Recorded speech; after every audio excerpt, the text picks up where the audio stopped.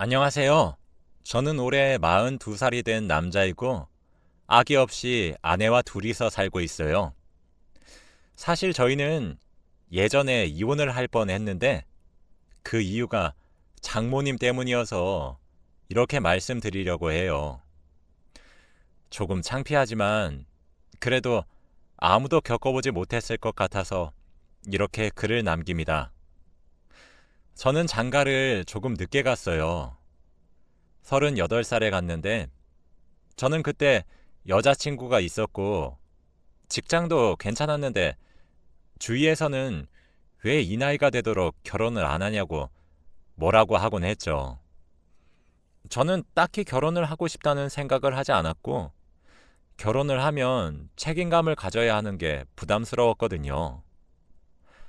그래도 저는 여자친구와 10년 동안 연애를 해서 이 사람만큼 잘 맞는 사람도 없었고 이 사람 아니면 다른 여자랑도 결혼을 하지 않을 거라는 생각을 가지고 있었어요. 여자친구는 32살인데 저는 그녀를 너무 사랑했고 10년이 지나도 애정이 식지 않았어요. 여자친구도 30살이 넘어가니까 주위에서 결혼을 부추기는지 그날따라 결혼에 대해 진지하게 말을 하더군요. 오빠, 결혼에 대해서 어떻게 생각해? 결혼은 언제쯤 하고 싶어? 라며 저와 결혼을 하고 싶은지 계속 눈치를 주곤 했죠. 여자친구랑 결혼은 하고 싶지만 제가 책임져야 할 사람의 수가 늘어나고 한 집안의 가장이 된다는 게 너무 걱정이 돼서 솔직히 나는 결혼은 너무 하고 싶은데 사실 아직 잘 모르겠어. 가장이 되는 게 너무 무섭고 두려워. 아내를 내가 지켜야 한다는 게 걱정되네. 여자친구는 제 말을 듣고 한동안 말이 없었고, 원래 가족은 서로를 지켜주는 거야. 오빠 혼자서 마음의 짐을 짊어지려고 하지 마. 오빠, 나랑 결혼해 줄래? 라고 청혼을 하더라고요. 저는 갑작스러운 여자친구의 청혼에 무척 놀랐고, 저를 위해 따뜻한 말을 해준 그녀가 고마웠어요. 너 나랑 결혼해도 후회 없겠어? 당연하지. 내가 10년 동안 봐온 남잔데. 그리고 오빠 아니면 내가 누구랑 결혼해? 여자친구의 확실한 말에 저희는 미래를 함께하기로 약속했습니다. 결혼을 하기 전에 양가 부모님께 인사를 드리러 각자의 집에 방문하게 되었어요. 저희가 사귄 지 10년이 됐다 보니 이미 양가에서는 저희가 결혼을 하게 될 걸 알고 계셨나 봐요. 그래서 저희 집은 무난하게 허락을 받았죠. 여자친구의 집에 방문하는 날이 되었는데 저는 자주 놀러 가던 여자친구 집이지만 왠지 그날따라 굉장히 긴장이 되면서 손이 떨리더라고요. 여자친구는 저의 손을 잡아주며 오빠, 너무 긴장하지 마. 엄마가 너무 좋아하실 거야. 라고 하고 저는 여자친구의 집으로 들어갔습니다. 여자친구의 부모님은 어릴 적에 이혼을 하셔서 여자친구와 어머니 둘이서 살아요. 그래서 혼자 계시는 어머니가 저를 맘껏 반겨주시면서 아휴, 창서방 아니야? 왜 이렇게 바리바리 싸들고 왔어? 라며 결혼도 아직 안 한 저보고 장서방이라 부르시며 웃으며 반겨주신 덕분에 편안한 식사 자리가 될 수 있었습니다. 어머니는 제가 사이가 되는 게 좋으신지 밥을 한 숟갈 뜰 때마다 숟가락에 반찬을 가득 올려주셨고 장서방 천천히 먹어 체할라 라고 하시고 저를 빤히 쳐다보셨죠. 처음에는 저를 좋아하셔서 반가운 마음에 그러신가 보다 했지만 점점 어머니의 눈길이 부담스러워졌고 저는 웃음기가 점점 사라지며 눈을 피하게 되었죠. 아, 괜찮아요. 어머니, 제가 스스로 먹을게요. 라며 돌려서 거절해도 어머니는 듣기 거북한 말도 서슴지 않고 하셨습니다. 저와 여자친구는 당황을 하고 엄마, 왜 그런 말을 해? 오빠, 못 들은 척해. 엄마가 워낙 유별나잖아. 라고 해서 저는 웃어 넘겼지만 그래도 조금 탐탁지 않았어요. 그렇게 겨우 밥을 다 먹고 자리를 뜨려고 했지만 장서방, 오늘 자고 가지? 라며 제 팔목을 잡으면서 말씀하셨죠. 아니요. 다음에 결혼하면 자고 갈게요, 어머니. 그래, 엄마. 아직 너무 일러. 결혼하고 자주 놀러 올게. 예, 너는 놀러 안 와도 돼. 우리 장서방만 오면 돼. 라고 장난스럽게 말씀하셨는데 여자친구의 표정은 딱히 좋지 않았습니다. 그렇게 여자친구의 집에서 탈출하다시피 나왔고 얼마 후 저희는 결혼식을 올렸죠. 정말 행복의 연속이었고 드디어 저만의 가정이 생긴다는 사실에 감격스러웠습니다. 저희는 신혼집에서 아무의 눈치도 받지 않고 행복하게 살고 싶었지만 장모님께서 신혼집 비밀번호를 알려달라고 하시며 연락도 없이 자주 저희 집에 오셔서 살림살이에 관여를 하셨어요. 처음에는 반찬도 주시고 청소도 해주셔서 감사했지만 점점 시간이 갈수록 한창 뜨거울 신혼에 장모님이 끼시니까 조금 불편한 감도 많이 있었죠. 아내도 그걸 느끼는지 언질을 하기 시작했죠. 엄마, 이제 그만 와도 돼. 우리끼리 알아서 잘 해먹어. 에이, 어린애들이 뭘 해먹는다고. 엄마가 해준 밥이 제일 맛있는 거야. 장서방, 그렇지? 아, 예. 그렇게 거의 한 달에 10번은 저희 집에 마음대로 오셔서 저희 사이에 끼셨고 보다 못한 아내가 비밀번호를 바꿔버렸어요. 그런데 장모님은 저에게 개인적으로 연락하셔서 비밀번호를 알려달라고 하셨기에 저는 찍소리도 못하고 알려드릴 수밖에 없었죠. 아내는 제가 너무 미웠겠지만 그래도 장모님인데 별 수 있나요? 아무튼 그렇게 평소처럼 살았어요. 사실 제 직업은 기자이기 때문에 출장이 잦아요. 특보를 위해서라면 지방이나 가끔씩은 해외도 가고 그래서 아내와 떨어져 있을 시간이 너무 많았죠. 아내는 그런 저를 10년 넘게 봐온 사람이라 익숙해 있었습니다. 그래서 그런지 저희에게 아이는 없었어요. 그렇게 그날도 기사거리를 취재하기 위해서 강원도로 일주일 정도 출장을 가야 했고 아내는 아쉬워하며 조심히 잘 갔다 오라고 했죠. 저는 강원도의 한 호텔을 잡고 일주일을 묵게 되었습니다. 안 그래도 그때는 겨울이라 강원도는 너무 추웠고 저는 하루 종일 취재를 위해 몇 시간 동안 밖에서 추위에 떨며 대기를 했기 때문에 몸이 너무 힘들고 지친 상태였어요. 그렇게 지친 몸을 이끌고 호텔로 돌아왔는데 아내가 오늘 하루를 어떻게 보내는지 궁금하더라고요. 연애할 때는 출장이 자주 있어서 익숙하지만 결혼을 하고 나서는 처음 있는 출장이라 혼자 있을 아내가 너무 외로울 것 같았거든요. 그래서 전화를 해봤는데 아내는 바쁜지 전화를 받지 않았죠. 그래서 혼자 씻고 자려고 침대에 누운 순간 장모님에게서 전화가 왔습니다. 장서방, 지금 어디야? 저 지금 강원도에 취재하러 출장 왔어요. 아, 그래? 나 지금 친구들이랑 강원도에 있는데 잘 됐다. 혹시 만날 수 있나? 중요하게 할 얘기도 있고. 아, 그래요? 그럼 어디서 뵐까요? 내가 자네 있는 곳으로 갈게. 주소 좀 문자로 보내주렴.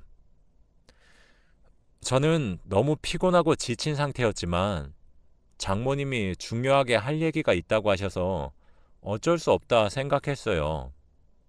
그래도 다행히 제가 있는 곳으로 와주신다고 하셨기에 저는 너무 감사했어요. 그렇게 30분 후 장모님께서 제가 묵은 호텔의 방으로 오셨는데 장모님의 손에는 와인이 있었습니다. 장모님, 이건 뭔가요? 뭐긴 뭐야. 와인이지. 이거 엄청 유명한 거야. 자네 오늘 추운데 열심히 일하지 않았나? 그래서 술 먹으면 몸이 따뜻해지니까 몸 좀 녹일 겸 들고 왔다네. 아, 그래도 저 내일 일해야 하는데. 에이, 와인 한 잔 가지고 뭘. 아, 장모님, 아까 중요하게 하실 얘기가 있으시다고. 아, 그거? 일단 앉아보게. 저희는 작은 탁자에 앉았고 장모님은 말씀을 하기 주저하시며 아무런 말도 하지 않으셨습니다. 장모님은 표정이 어두워지신 채 와인만 계속 따라주셨고 저는 도대체 얼마나 중요한 이야기길래 이렇게 아무 말도 안 하시는지 물어보고 싶었지만 그래도 저는 보채지 않고 따라주시는 술을 계속 먹었습니다. 점점 취기가 올라오니 장모님께서 그제서야 말씀하시더라고요. 장서방, 놀라지 말고 잘 듣게. 예, 장모님. 말씀하세요. 내가 말 안 하려고 했는데 사실 우리 딸 말이야. 요새 다른 남자가 생긴 것 같아. 네? 장난치지 마세요. 정말이네. 믿기 힘들겠지만 처음에는 우리 딸 보듬어 주려고 했는데 아무것도 모르는 장서방이 불쌍해서. 제가 전혀 안 믿으니 장모님은 휴대폰 속에 저장된 사진 한 장을 보여주셨어요. 저는 그때 술이 조금 취해서 눈이 잘 보이지 않았지만 대충 아내가 다른 남자와 함께 데이트하고 있는 사진인 것 같았죠. 저는 그 자리에서 울면서 장모님께 하소연을 했어요. 장모님, 어떻게 그럴 수가 있죠? 저희가 함께한 세월이 무려 10년인데. 제가 서럽게 울며 신세한탄을 하니 장모님은 저를 위로해 주시면서 그치, 우리 딸이 잘못했지. 내가 애를 잘못 낳았어. 미안해, 장서방. 저는 처음 겪어본 아내에 대한 배신감에 사로잡혔어요. 장모님께서 저를 위로해 주셔서 저도 모르게 펑펑 울었습니다. 그리고 어느샌가 저도 모르게 잠이 들었나 보더군요. 저는 아침에 깨질 듯한 머리를 부여잡고 일어났는데 옆에 한 여자가 있는 것을 보았고 그 여자의 정체가 장모님인 것을 안 순간 비명을 질렀습니다. 저는 당장 옷을 입으며 장모님을 깨워 이게 무슨 일이냐고 물었더니 장서방, 어제 기억 안 나? 라고 하시는 게 아니겠어요? 장모님, 제발 알아듣게 말하세요. 왜 제 침대에서 주무시고 계시냐고요? 장서방, 어제 기억 안 나? 진짜 기억 안 나나 보네. 나 가지고 놀았던 거야? 저는 장모님이 보여주신 사진을 보며 펑펑 울었던 기억까지만 있었고 더 이상의 기억은 없었기 때문에 장모님의 말을 도저히 믿을 수 없었죠. 장모님, 저는 기억이 나지 않아요. 제발 진실을 말해주세요. 자네 정말 실망이네.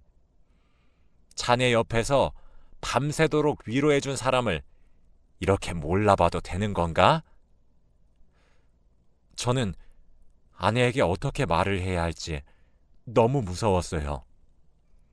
자신의 엄마와 남편이 그런 짓을 했다는 게 얼마나 충격이 크겠어요. 저는 장모님을 내쫓고 혼자 방에 남아 어젯밤의 일을 곰곰이 생각을 해보았지만 아무리 기억을 하려 해도 생각나지 않았고 아내에게 도대체 어떻게 말을 해야 할지 고민이 되었죠.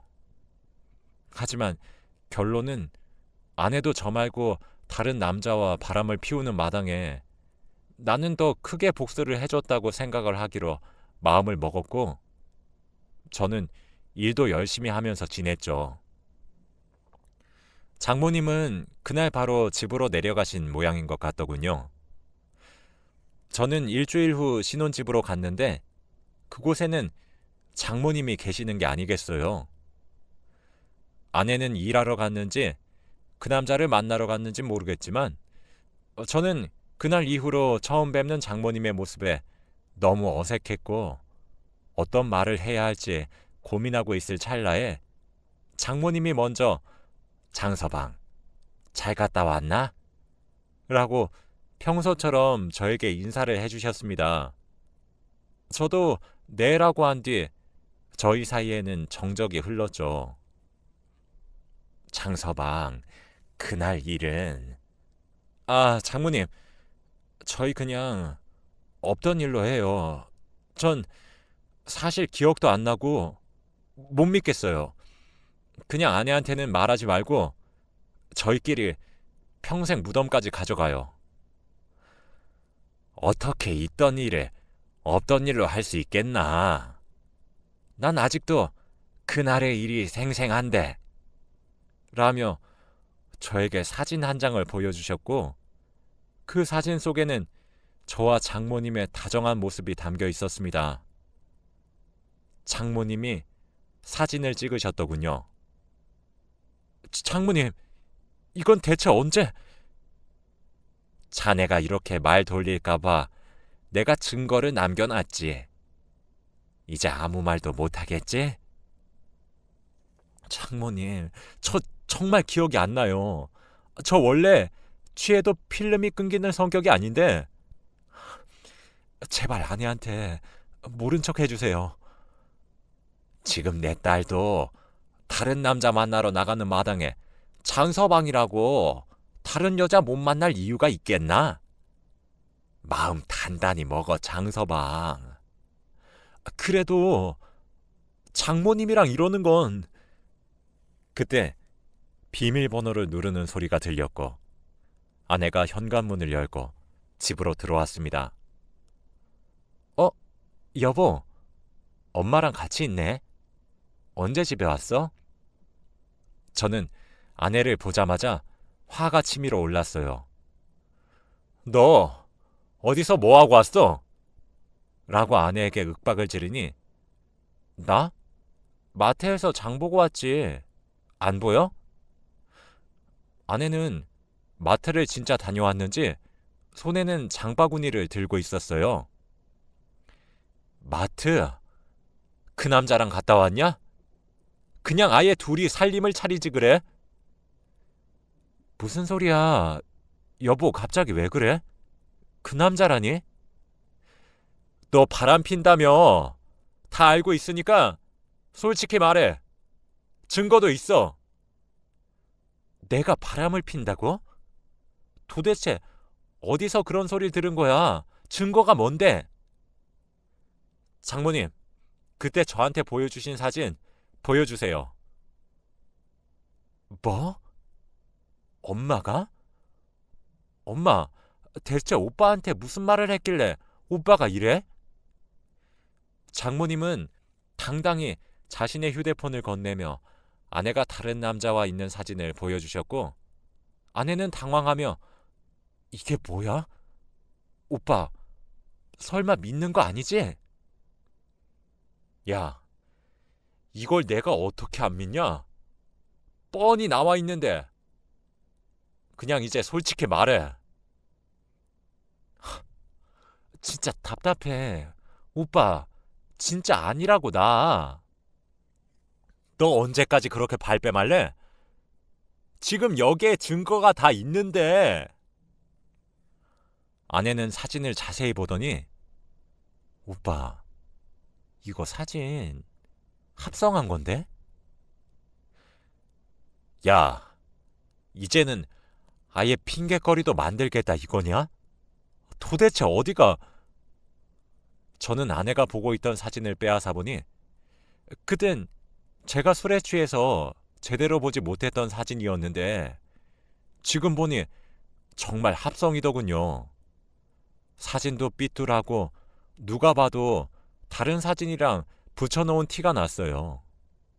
저는 장모님을 쳐다봤어요. 장모님은 식은 땀을 잔뜩 흘리고 계셨습니다. 장모님, 이게 어떻게 된 일이에요? 입이 있다면 설명 좀 해보세요. 저는 도대체 이게 무슨 일인지 궁금했고 장모님의 어깨를 잡고 마구 흔들며 물어도 장모님은 아무 말 없으셨어요. 그런데 아내가 갑자기 소리를 지르며 깍이라고 한 뒤 장모님 휴대폰을 떨구는 게 아니겠어요? 왜, 왜 그래 갑자기?